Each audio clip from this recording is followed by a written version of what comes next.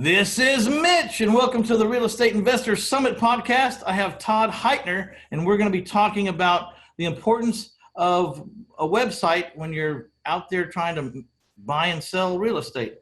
Sounds simple enough, but there is a ton of minutia to this, I can guarantee you, and there's a ton of reasons why, and there's a ton of things to do right and a ton of things to do wrong. So I really want you to pay attention. Right now, I got to give homage to my sponsor, taxfreefuture.com. Please check them out. If you do not have a tax deferred or tax free investment vehicle or account, then you have no idea the advantage that you're letting lay on the side. Please check it out, taxfreefuture.com, because you have no idea what your financial advisors are not telling you, and we're going to tell you what they're not telling you. All right, we're back. Hey, Todd, how you doing? I'm good. How about you? Pretty good, pretty good. So I'm reading your bio, and you've had a love affair with websites for over 2 decades. Got to be passion, because you don't stay with that stuff for that long if you're not into it, you know. And God only knows why we get into whatever it is we're into. But like I've been talking about real estate every day for 24 years, probably. You know, I don't know why, but apparently that's what I'm supposed to be doing. So, you think that's your calling? I guess I've always enjoyed it. You know, that's kind of how I got into it. It was something it was back when the internet was kind of new, and I was curious about it. And so I was kind of looking at the source code of web pages, trying to figure out how they worked and trying to figure out how to build them myself, and just kind of, it was started off as a curiosity, kind of a hobby thing. And then, I enjoyed it. So kind of went from there, I guess. And a little bit about your history.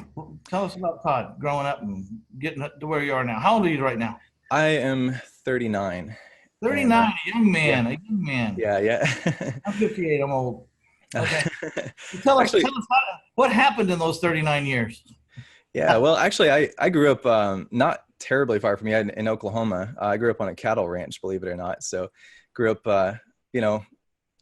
which is pretty different from what I'm doing today. But That's good. Yeah. And it did teach me the importance of hard work. So, that's one thing, hauling hay and feeding cows, all that kind of stuff. But I at the same time knew it wasn't something I wanted to do with my life. So you see this hat I'm wearing? It says Nevaeh. That's Nevaeh Ranch. That's my ranch. Oh, awesome. Okay. I've been backwards. And, okay, cool. And but I'm all hat and no cattle. I'm a gentleman. I have no cattle. I have no goats. I have no sheep. I don't. So I just go out there and watch the deer and the turkey and the hogs and everything. So. Oh, that's cool. Yeah. It's a lot of with ranching, I found it was a lot of work and not much money. So it's just sort of like somebody told me a joke about like a farmer or rancher that won the lottery, and they asked, like, what are you going to do with all that money? And he said, I'm just going to keep ranching till it's all gone.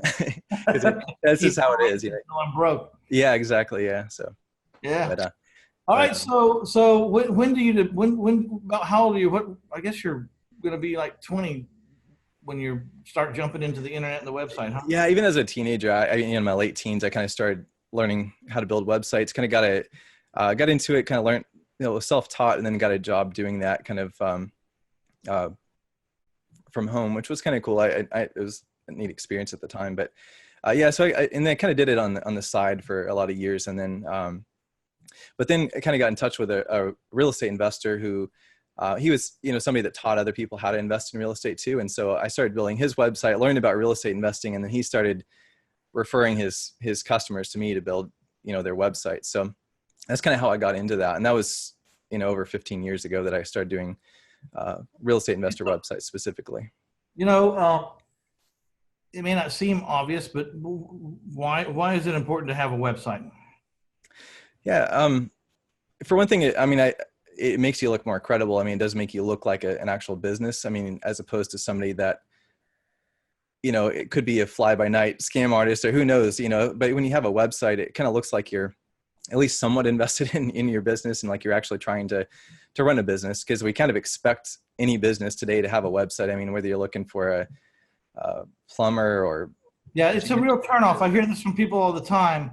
I almost sold my house to so-and-so, but I was trying to check him out. He didn't even have a website, so I just moved on. I hear that all the time. So it's really a credibility factor. And my experience is you need to have a good-looking site.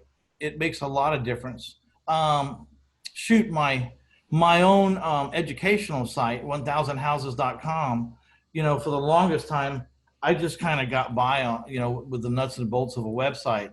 Um, I paid a lot of money to have it restructured and redone, and it took a lot of time, and it has a lot of back end. You know what I mean? It has a lot of Mhm. functions and a lot of analytics and a lot of, I don't know, funnel and different, keeping up with your customers, Yeah. CRM and all that. And it cost me a lot. I'm really glad I did it. It's changed the whole perception of the people that come to my site. Their whole attitude's different, and the sales are jumped up right away, just because I guess people felt like I was really in the business for the long haul. You know what I mean? Yeah. And I kind of regret not doing it earlier. But some of these things, they're expensive, and it takes time to acclimate to that. That's what you need, and that's what you want, and that's what you're going to do. And it's not just a web page. It can be much, much more than just a web page, right? There can be all Yeah. kinds of things going on in the back end. Right. I suggest that everybody use a livecom number, livecomm.com, or some kind of number that when people call it, it captures their cell phone number. For instance, that's one thing that can happen. Like, wow, you could get on the computer and go into your livecom account and go, wow, 26 people have called my website phone number this week. At least Yeah. it's a form of tracking, but it's also a way to, now you've got their cell phone numbers. There's other things to be done. Yeah. Texting, calling, slide drop, voiceless, ringless voice drop, on the notes. There's also the micro forms, right? And just the capture of the little bitty basic information from a person, Right. at least before you start asking them a lot of other stuff where they might drop off, at least get their name and email and Yeah. phone number, something micro. Yeah. Um, Exactly. so you got all that down to a science, right? So I like thinking that we need a buy and sell site completely separate. What's your opinion? Yeah, I think it does make sense. Especially, I think it's especially important for your sellers not to see um, how you're selling the properties. For somebody like a motivated seller, you don't want them seeing that you're wholesaling properties or that you're doing rent to own or whatever, because they're going to see that and think, oh, they're trying to rip me off, or they're going to sell my house for a lot more. And sometimes it's just something about people knowing what you're making off of, or seeing how you're doing business, that they just really don't need to know that, and it can scare them off. So Yeah, it I can do scare like, them off, or it can make them mad after the fact. Like, right. they go back after they sold you the house and they see that you've got it up for $50,000 more than Yeah. they won't want to understand, and they will not understand that you put $25,000 cash into the house, or Right. that you're offering to own or finance it for 30 years with 10% down. They won't Right. give any credence to that. And They'll even just feel like they left $50,000 on the table. That's all. exactly. Yeah. They don't understand the risk you're taking either by getting involved with it, and all the marketing expenses, everything else. There's a lot that they just aren't going to understand. So you don't really want them seeing that. So, So yeah, in my yeah. in my second book, My Life in a Thousand Houses, uh, My Life in a Thousand Houses, 200 plus ways to find bargain properties. I spend the first 31 pages of this book talking about how to just set up so that you don't have to digress and lose all your goodwill out there that you've built up until that time that you decide, wow, my name, my .com name really sucks, and Yeah. and I need to change it. Now I have the two worst names ever buying and selling. I have cash4houses.net, and that's the number 4. And if you ever do that and put the number instead of the word, you'll be for the rest of your life explaining that that's the number 4, not Right. F. It was a Yeah. pain in the ass. And then the .net instead of .com, which you've got And to, the .net was a major mistake, yeah. but .com was taken, and I didn't know any better. And by the time I had figured it out, I'd already done 500 deals, and my name was all over town, and there was no time to try to change it. Yeah. Today, I think maybe I could just forward it and buy the .com name or something, or find another name. But then it gets confusing again. They signed up for cashforhouses.net, and then they went to cashforhouses.com. Is this Yeah. It pays to, yeah, it does pay to think that through up front. So my number one thing was get a .com name. Right. Whatever. I know that you got to sometimes dig and dig and dig to find one. Yeah. But my biggest thing was both your by name and your cell name needs to say exactly what you do. It's like if your .com name is the only thing on a billboard, do they know what you do? Right. Cashforhouses.net, pretty simple. Probably people could figure that out, except they're always going to inadvertently put in cashforhouses.com. Thank Yeah. God that site's, not in my hometown. It's somewhere Okay. way far away. I've driven that guy a ton of business, but probably none of it was applicable because no one lived in that. They don't live in the same towns. Right. State. So, and then my selling site is homes2go.net. Now, here's a perfect example of a crappy name. Okay, I'm using my own stuff. Homes, the number 2go.net. First and foremost, .com's completely wrong. I mean, .net's completely wrong because people will just inadvertently put in .com and say your Right. site. Second of all, so what does that mean? Am I a mobile home mover? Do I furnish homes with furniture? What the hell do I do? Yeah. So it's a bad name right off the bat. So Yeah, no, it's true. I think it does pay to, think that through and like, if what you want is taken, like try to come up with something else, try a different approach. It is hard because like it seems like every domain name is taken already, when you try to search for it, but you can always find something. Right. You can. And I would rather have a little longer and be more specific than be short and ambiguous, Yeah.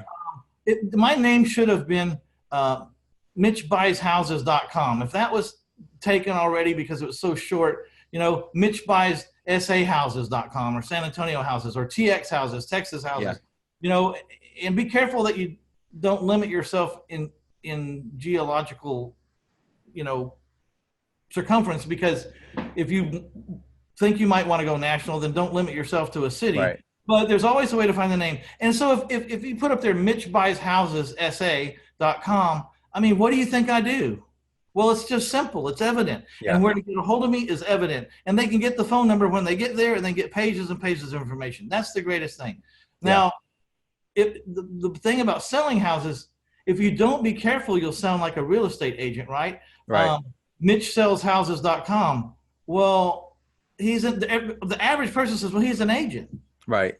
Yeah, they don't. That's not right. So Right. I do Mitch Owner Finances Houses.com or HomesOwnerToOwner.com or anything, but say something to what your niche is. Mine is owner financing. So I would want to make sure, and even though it's going to be a long 2 words, owner financed or owner financed homes,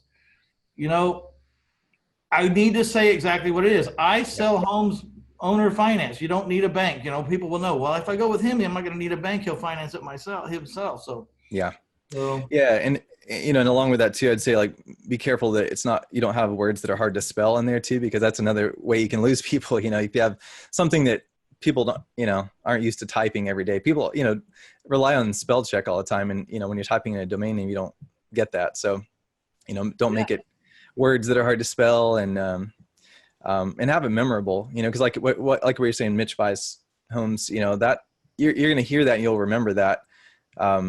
But sometimes if it's something just kind of generic about real estate, then people are going to forget it from the time they see your ad or whatever till the time they get to where they can actually look for it. So and I like names that you can capitalize the first letter of each word so that there's some separation. It kind of forms since URLs don't have any spaces between the words. Right. And I don't like URLs where it happens to where you got to put 2 capitals together. Like home.com. Well, then there's a capital A and there's a capital H, and that doesn't work. Yeah. Because I don't know, I'm not here to wasn't come on here to plug this, but I'm saying the first 31 pages, because if you get your name right and you get your phone numbers right where you can transfer them to other people, once you start taking off your hat and putting someone else in that chair and then taking off your hat and putting in another person's other chair, if all the phone numbers were going to you, you're screwed from the very beginning. All your cards out there with those phone numbers now are going to be wrong but if every phone number that you use in your business, you just have them all forwarded to your cell phone. And then when you decide to change or when you decide to get help, you can break off the numbers and forward them to the helpers. And then when the helper leaves or gets fired, you can forward it back to the right person and not lose the number and all the contacts again. Because you spend a lot of time training people to call these specific phone numbers. Don't let your employees walk off with the number that they've been trained to call, and don't make your number permanently that number, because you don't want to wear every hat for the rest of your Right. life. Right. So that's kind of the things I'm talking about. That 31 pages, if you read it, you would really be off to a good start, and you'd never have to go, oh crap, I got to change my business cards and I got to change my website and everything again. Yeah. So, It's true. It makes sense to think it through up front. right. So when you build the sites, of course, it'll have the pretty face, and it'll have your pretty special name on it, and it'll have the design you want, I'm sure, that you like. But beyond that, what's some of the back end stuff that people don't see with their eyes? What do you build into these sites?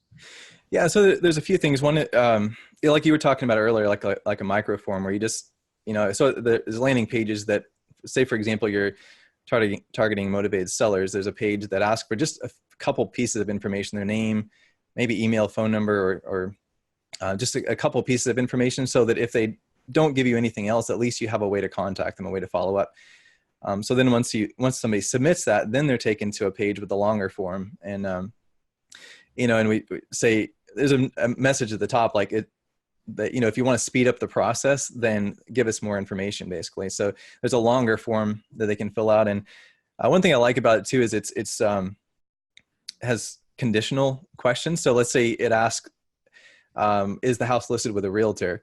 Well, if they say no, then they just move on to the next question. But if they say yes, then more questions automatically appear. Like, okay, when was it listed? What's it listed for? When does the listing expire? Those kind of questions that you would need to know. But if it doesn't apply, then it doesn't ask the question. So that's one important too, because you don't want to waste people's time right with questions that doesn't apply to them. Yeah, I have all these questions. Say if it applies, then or the same thing about a mortgage. Like if they don't have a mortgage on it, then you don't need to ask all these details about that's interesting, balance and all that kind of stuff. So yeah, I make it conditional so that it's not longer than it needs to be, because sometimes people look at a really long form and they just it's like overwhelming, so they just leave because they don't want to fill it out. But if you don't make it longer than it needs to be and just ask questions as needed, then it kind of makes it less intimidating for them. And of course, all of that can be sent to your CRM or email marketing system, wherever you want that to go. You can get those, have those leads going into whatever you want. Of course, you get an email with really it. Exciting. It's really exciting when you get a lead from your website and someone's saying, I want to sell my house, and you got their name and their phone number and the address of the house, at least on the microform, right? Yeah. And that's really, really cool. And I always teach, you got to have a lot of avenues to find houses, because it's getting more and more competitive out there. And you may not buy 100 houses off your website, but if you only buy an extra 4 houses because you have a website that works, and each one of those houses net you, let's just say, just $15,000. I mean, that's $60,000 that you weren't going to have if you didn't put some thought into this. And heaven knows how many people you might have lost, and that's always the unknown. If someone would have researched you and didn't find a website, you would never know that you never got that lead. Yeah, they left. So that's true. Yeah, and that's a good point, because with your website, it's not.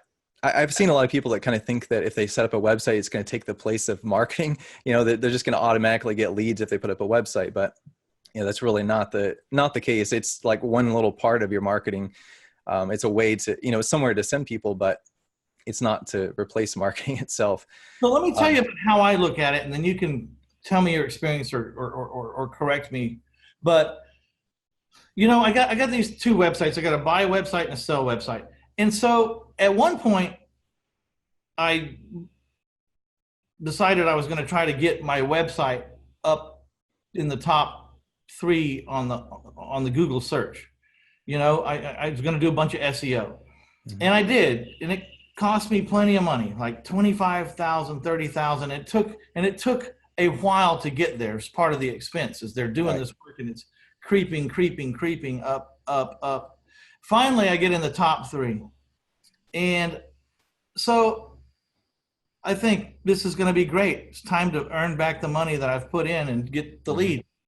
So, and I'm getting and I'm getting a lot of leads from it. I say a lot of leads. I'm getting a decent amount of leads that above and beyond what I was getting before. It was Right. noticeably different. Okay. Yeah. What happened was, as I was going into the house, 4 investors were coming out. And as I was coming out of the house, 4 were going in, and it got into this bidding thing. And it's like the people that went to the internet to sell their house, they called everybody on the first page, if not the first 2 pages, and told them to go out and look at the house and give them a price, which is not where I wanted to be, and Right. I didn't calculate that. So maybe this is a personal experience, or maybe I didn't handle it right, but I decided I was going to take that money and do something else and try to do something else. That the website was there really for credibility and for a few people that would take the time to fill out the form and just, you know, and I'd try to see if they hadn't called everybody in the world, but mostly it was for credibility. Yeah. And to put some testimonials up there from other people that had sold me houses. So the credibility wasn't just me saying I was great. There was some other people up there that were applauding. What do you Yeah. say to that scenario? I paid all that money SEO. I did buy a couple of houses. I did make some money off the ones that I could finally negotiate a price, because there's a bunch of people out there paying way too much for houses right now. And I found a couple that I could manage to get, and I profited about 40,000. So I didn't lose any money on the SEO, but I didn't really make any money off of it, and I didn't choose to stay with it. Am I wrong? No, I think that, I, I think it kind of, it's something that you shouldn't ignore SEO, but it also shouldn't be really the focus. It's something like it is more of a long-term strategy. So I'd say like do little simple things that will kind of get you started in that direction, but especially if you're just getting started, like don't spend a lot of time and money on SEO, like focus on other marketing. Don't completely ignore it, like do some basic things. There's just simple little things you can do, but a lot of it just takes time. Like if you have a brand new website, it's hard to get a new website to rank well. And well, the other part is this business is so lucrative that the keywords are very expensive. they are. The advertising, that's part of the problem. Is this is a high gross business, if and it can be a hugely financially beneficial business. And so people will pay a lot of money for these words, and it's getting to where, I'm hearing people say they're paying $5,000 a lead now on the Wow. internet. I'm like, I understand how the math can work, and I understand how you can still come out ahead at $5,000 a lead. I get it. But what if there is some other way that you could get the lead down to 2,000 and you weren't competing against all these people all the time? And I kind of went off the beaten path, tried to find some little tiny trail that hardly anybody was on, and started to exploit that with the money, and just left my website as another piece of my credibility package, Yeah. And it's there if people are searching for you, like they'll find it, but it's not, you're not relying on that is the only way for people to find you either. And that's another thing another reason not to do that is like stuff changes all the time with like how Google ranks websites. So like you might be number 1 today, but tomorrow you might be on page 3, which is pretty much like not even being there at all. So, you still want to put all your eggs in one basket. And, if you're going to, I wouldn't say SEO to be that one thing you're going to put everything into. It's okay. So I don't think you do, but do you do SEO? I have some, so like with our websites, like we have an SEO tool built in, and then we've done some basic SEO to the pages so that, let's say when you go in and you put in, you're investing in, say, San Antonio, well, it's going to automatically put San Antonio throughout your site that you buy houses in San Antonio, but it's kind of basic stuff. And I think that's probably enough for most people just getting started, like, focus on other things, other marketing. And Well, that's one of the reasons not to build a website yourself, because if you don't know, you won't know how to put in basic things inside your website Right. that help with the SEO naturally, like for organic growth, right? That's the big thing. You can go over to whatever those websites are for free and make a template website. Some of those you'll have to suffer through ads if you don't pay Yeah. a monthly fee, and you don't want that. Yeah. And so, and it's really not a good use of your time either as an investor. Like you should be focusing on other things, because you can easily spend weeks or months trying to build a website and still, if you're doing it yourself, and then still end up with something that looks like a do-it-yourself website, which doesn't really help your credibility that much. So It looks like a do-it-yourself website, and the back end's really not set up to Right. maximize what you're looking for organic SEO.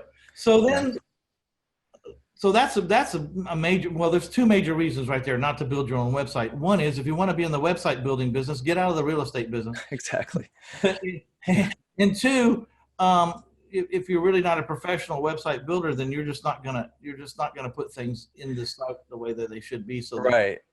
Yeah, you're gonna do things the hard way. You're gonna realize, oh, I need this, and I can't do that with this website service that I'm using, or you realize that, oh, I'm not getting any of my leads because something isn't set up right. So, that's So I got this selling site now, homes2go.net, and really all it was a place to display my inventory.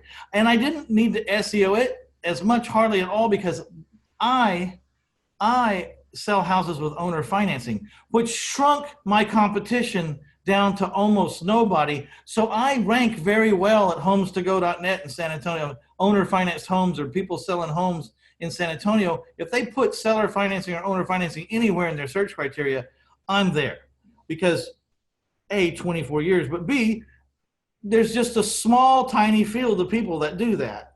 And right. so I never had to SEO that site. And mostly I was driving the traffic to that site. It Yeah. was like people would see my ads or see my signs out around town. I put 20 signs around every house when it's for sale, 20 bandit signs around the neighborhood. And they end up on my website or learn about my website. And so people are going there all the time just to look at my new inventory. What has he got for sale now? We still want a house. Mm-hmm. And so that has a really decent amount of traffic for what it is. And I spent no time on SEO for that. You got any opinions about the selling site? Yeah, I think that makes sense. Like what you're saying, like just to do your own marketing and get people there. Cause and I think like what you were saying with the signs you're putting out, I'm guessing you put your website address on there and a phone number. Is that right? Or No, but just your every one of my houses, I have a Livecom number designated to it. Okay. And then when they call it, it goes to a recording, and it tells them everything about the house, because Okay. that recording, once done right, is right every time. That recording answers at midnight and 6 o'clock Sunday morning, and it'll give the people information. Yeah. And it captures their cell phone number, and that's when I elect to get them over to the homes2go.net site. Yeah. Actually, it has an autoresponder when Livecom recognizes a pristine caller. A caller that's never called before into our system. It sends out a hello message that says, "Thank you very much for your interest. We are homes2go.net. Please go to that site to check out our inventory anytime you want." Yeah, that's great. So now they have it, and here's our personal contact information to be saved in your phone. Yeah. And this kind of automatically happens, and they get to my website, but not right off the bat. Okay. Yeah. And that's the thing, but having it, I don't know, like with a website too, like the same as that phone number, like people can access it any time, like 24 hours a day, 7 days a week. When you're not available, they can go there and they can get information, they can submit their information. And so, and I think also, if you use it in your marketing in some ways, it's a little bit lower pressure than a phone call. So sometimes, when you make a phone call, you're expecting somebody to try to sell you on something. And so some people, if there's an option of a website, confrontational. Exactly. So personal face-up meetings, confrontational. Sometimes people aren't ready for that confrontation. Right. So I think in some cases, depending on your marketing, you might include a phone number and a website so that people have the choice, for those that are really just not, some people just hate talking on the phone. So if you have a website you can go to, they can go to. It's getting more and more like that, right? There are people that do not talk on the phone anymore. They're right. A little younger, but they just won't talk on the phone. They won't make a call. So here's the thing. If you don't have a nice website, because one of the main things you need to do in a mailing is have your web address on the mailing, because, I use this example all the time. I usually use it for Livecom, but we'll use it for both the website and Livecom. The reason why you should always have 2 phone numbers on your mailing, and you should always have your web address on the mailing. And the one phone number says, to call Mitch and talk to him, here's the number. But the other one says, for a free recorded message about your house, call this number. and so the recorded message really doesn't matter what you say. It's there to capture their cell phone number. What if a guy's bowling at Saturday night? He comes in at 11:45 in the evening. He's half drunk and sits down to smoke one last cigarette before he goes. And there's the mail sitting on the table. And he's looking and there's your postcard. Okay. Mm-hmm. Is he going to call you at 11:30 at night, half Probably not. schnockered, smoking a cigarette and getting ready to go to bed? No, he's not going to call you. Might call the recorded message and you capture his phone number? Maybe. Or he might decide to check you out on the internet but he's not going to call you at 11:30 because he doesn't expect you or your business to be running at that Right. time. So Right. you're missing a lot of chances. The other thing is if they hit your website, you can capture their IP address, and then you can start to do other neat things like retargeting, remarketing whenever they get on the internet, and hitting them with ads when they get on the social media sites and stuff. That starts to get fun, right? Yeah. Yeah. It's cool. It's amazing all the stuff you can do now with technology. Yeah. So do you just stay specialized in these websites, or do you help people build websites if they want to retarget? Is there stuff to be built into the site, or? I mean, it can be done with it. I don't have anything, like I don't specifically offer that at the moment, but I mean, it can definitely be done with the websites. Like you can just, it's just a matter of like putting, getting a little piece of code from wherever you're doing your advertising to put in your website, and that can be done. And we can help people do that too. Well, you only want to do that if you're ready to spend some money on retargeting, which Right. means clicks, pay-per-click basically. Yeah. And so Yeah. that's a whole nother level of game and a whole nother level of sophistication, which I haven't had a ton of luck with myself because I found simpler ways to find people that I'm not competing with so many other competitors with. But Yeah. It's a competitive market. And like you were saying earlier, like the keywords are pretty expensive a lot of times for real estate investors, because there is a lot of competition. A lot of people are willing to pay a lot for it. So that's another thing where you don't want to probably start off with that. That's something maybe down the road. Yeah. When you get a little bigger budget, you want to go out there and hit a frontier. Go ahead. Yeah. So you're going to be giving away a free motivated seller website template to kind of show people what it looks like. I want people to go to reinvestorsummit.com/done website. That's DONE and then website, WEBSITE. And you'll get over there and you'll take a look at this free motivated seller website. And I was reviewing your prices. You're very reasonable. You're very reasonable for what you do, and I think it's a great value. I think you could be a good asset for especially a new investor on a budget. And I think your stuff looks good and works good, and it's just a fair deal all the way around. Yeah, try to keep it as reasonable as possible. So, yeah. Okay, so and then do you offer any other kinds of websites? Like we got the buying website and the selling website, and I understand you can kind of combine them like they're in one website, but the URLs could be completely separate. So you do keep that division between buyers and sellers, right? Yeah. So you can have so it's kind of everything is built in, and it has tried to include like all the pages that an investor might need, because I know everybody is doing things a little bit differently, and so they might have a different combination of pages that they might need. So it has landing pages for obviously motivated sellers, and then different types of buyers. So you've got like wholesale, cash buyers, or rent to own buyers, retail buyers, some, a page for buying land, a page for buying commercial or multifamily properties, for buying notes, for, investors like cash, Wow, so that's really interesting. So there is a lot more, choices than just seems on the surface, which is why you might want to go to reinvestorsummit.com/done website and see, get a consultation or check in there and see all the choices that you have, or get with someone but there's no question you have to have a website. There's no question about that. You have to have that, or your credibility is non-existent. Right. Yeah, it's true.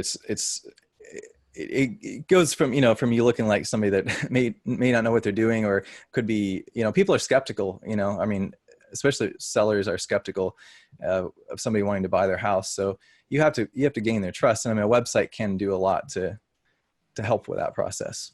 Yeah. And I don't know, every avenue that you fill is another avenue that you can receive a profit from a house from. So I always like to say I keep as many lanes open as I can, and that's one of the lanes, and you do need to pay attention to it, and and do a little bit of homework, like you said, or you could help them with the little bitty things they can do to organically grow or keep relevant out there in the Google world. Just doing ratings or what do you call it, testimonials or whatever. Every little thing helps a little bit. I'm sure you can coach them on what to do. Customer reviews helps a lot, right? Yeah. Yeah, that's true. That gives people confidence. I mean, when they see other people have had good experiences with you, then, we tend to trust those more than the person selling something, So So like my book reviews for my book, My Life in a Thousand Houses. The first 10 reviews are me and my family. So just discount those. yeah, Okay. I'm telling you for sure, for the truth. And the same thing with your website, man. You're going to have to call up like 10 or 15 friends and say, look, go post a review, get me kicked off here. And then right. after, there's ways to solicit your happy customers. If they'll, would you mind going over and giving me a good review, and Hmm. like that. Yeah, that's important to take advantage of those, and sometimes people just naturally, send an email or phone call or whatever, say, thanking you for what you did, but, don't miss that opportunity to capture that, like ask them if they can use your, Could you go over there to Yelp or whatever, or where yeah, you're supposed to go and put that in writing, just something short and sweet. yeah. Or just say, can I use your comments on our website, and just get their permission, of course, but use that because that adds a lot, adds a lot of, Yeah. trust in people's minds. So. We're not going to talk a lot about this today, but you also have some websites for people that want to get in, that are involved in syndication for apartments, Yeah. and or would like to be involved in syndication of apartment complexes and bigger projects. And you also specialize in that. So over at reinvestorsummit.com/done website, we're going to, he'll have a little link over there in a conversation about that if you want to delve into that. If you're into apartment syndication, think you need a website so you look more like a pro, then you can check that out. Anything you want to say to the audience here, maybe before we wrap it up? Not really. I mean, thanks for listening. I appreciate it. And if anybody does have any questions or, needs any, tips or anything about building a website, we're glad to answer any questions. Okay, so yeah, go can we ahead. put a phone number in there too? Are you going to have a phone number over there they can call? Yeah, sure. Yeah, we'll put our phone number there too. Yeah. Or do you prefer to just get your stuff online? I do prefer email. I feel like, because a lot of times we can answer, even if it's like after hours or whatever. If somebody has a question, we can just, send it through any time and we'll get back to them. Right, so there'll be a support email over there at the show, in the show notes too. And yeah, sure. We'll include that. And y'all can take it from there and get moving. I like to tell people that, this real estate investing thing's a marathon, and don't get overwhelmed with all the things there are to do. Just pick one thing and then get that thing done. And then once it's beautifully finished, then move on to the next thing. One of those things is your buy site, and the next thing is your sell site. And then you move on from there. It's done, and it's, it should be running in the background. Everything sometimes takes a little maintenance, but not much, but you've got it there now working for you. What's the next thing? And what's the next thing after that, Yeah. And you just keep building up, and you look up after a year or maybe 18 months, and you've built quite a formidable company with a lot of different key pieces, that are in place, operating, many of them 24 hours a day, 365 days a year, which is what a website does. It doesn't ever sleep. And, you might pay a little upfront for this stuff, but it's yours forever. You can modify it. You can adjust it over the time. It can kind of grow with you. And I want to thank you for taking the time to be on, Todd. Thanks for having me. I appreciate it. All right. This is Mitch Stephen. I'd like to thank everybody out there for stopping by to get you some Todd Heitner and taking time to listen about the websites that he's been passionately building for 20 years. I'd like to wish every one of y'all the good, what am I saying? I'm hoping you guys are you're achieving your goals. I'm sending you best wishes. This is Mitch Stephen with the Real Estate Investors Summit podcast. I guess we're out of here.